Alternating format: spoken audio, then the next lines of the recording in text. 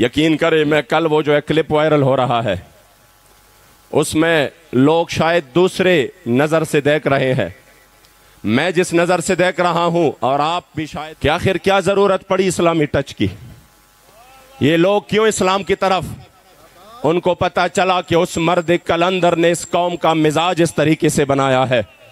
کہ اب نہ ہم ان کو روٹی پر دھوکہ دے سکتے ہیں،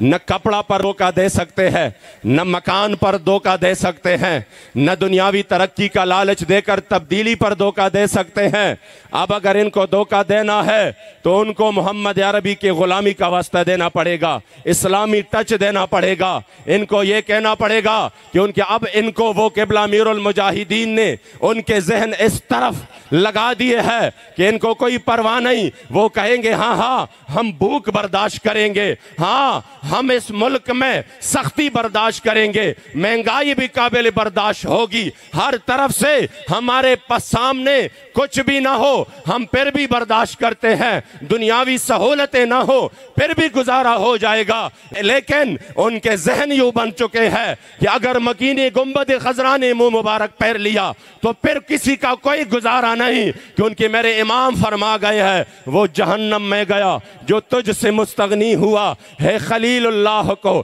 حاجت رسول اللہ کی، اور لا ورب العرش جس کو جو ملا ان سے ملا، بڑھتی ہے کونین میں نعمت رسول اللہ کی۔